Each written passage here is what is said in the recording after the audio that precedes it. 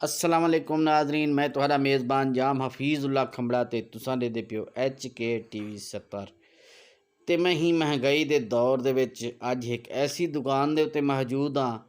नसीम शाह साहब दी दुकान है, हाशमी साहब दी। ते अज मैं हूँ दुकान ते मौजूद हाँ जेरा मैं सुनिया कि सब तो कम मुनाफा गिनदे न। जितने भी सैट हो मुल घिन खड़दे न हूँ दे उत्ते सिर्फ 200 रुपया। 10,000 का मोबाइल है तो सिर्फ 200 मुनाफा गिनना है। 20,000 रुपये देता ज़्यादा को ज़्यादा 300 रुपये मुनाफा गिनना है। तो मैं इंदा नां सुनते हैं अज तो मैं जै तकरीबन 3 घंटे नहीं बिजने पे मैं इतना खड़ा।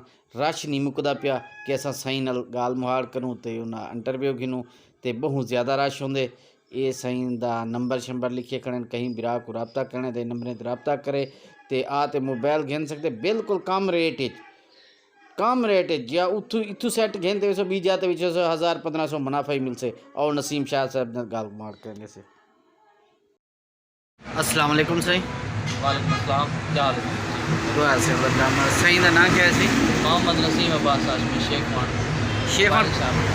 खान कितना अर्सा थी कि दुकान लाते हो सर? तकरीबन सही दुकान का शेख खान दे दू है एक 7 साल की नहीं को चौथा साल है। अच्छा सर, अज अस थोड़ा ना सुनते ऐसे कि तुसा बड़े कम रेट मोबाइल सेल करें दो।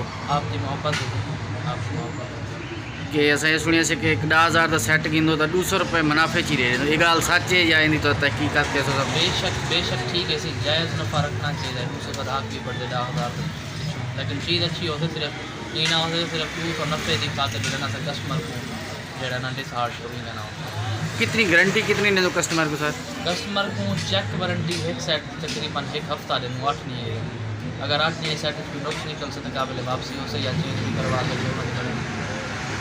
इना मतलब है कि 200 हफ्ता तुसा उन्हें ब्याह भी रिलीफ दे दो। माशाल्लाह बहुत अच्छा काम करने। सेट सर को लिखे सो इन्हें कीमत वगैरह कोई सेट का अलहमदुलिल्लाह काफ़ी है।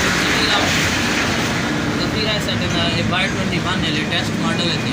अच्छा सही। ये न्यू 28,000 तक सेल कर सही। आम रही मेरे खान चुकी मुझे पहले 27,500 तक जो है ना डीलरशिप रेट लेकिन मैं कल फ्लैश है बिल्कुल तकरीबन 15-20 दिन चलिया हो जाए 22,000 रुपये तक सेल कर रही मेरे खान सिटी जाते हुए अंदर की चौक जाएगी सेल की। अच्छा जैसे Y20 है थी।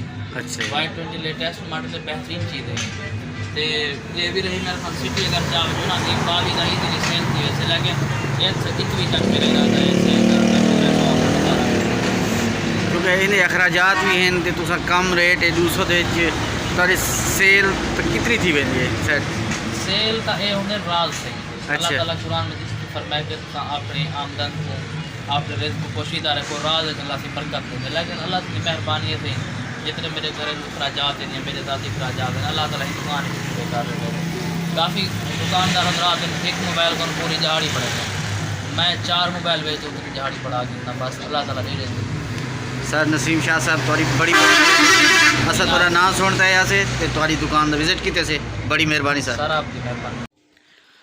ये नाजरीन देखो बहुत ज़्यादा तादाद भी नसीम शाह साहब की दुकान के मोबाइल मौजूद हैं तो उन्हें दा आखण बड़ा ही परफेक्ट है जिमें अस सुनिया से हूँ को वध बेहतर हैं तो उनका ये आखण बहुत अच्छा लगे मेरे को जो वो आदे कि एक दुकानदार एक मोबाइल दे अपने सारे दिहाड़ी पूरी कर पाते।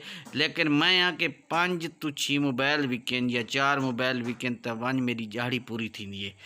तो ही जे बंदे को आपको फायदा उठाना चाहिए अपने दोस्तों को ही दसना चाहिए कि यार फलां जाते दुकान है उतना बिल्कुल माकूल रेट आपको हर शय मिल वैसे तो कोशिश करो इतों आते मोबाइल गिनो बड़े अच्छे मोबाइल मिलते नहीं था।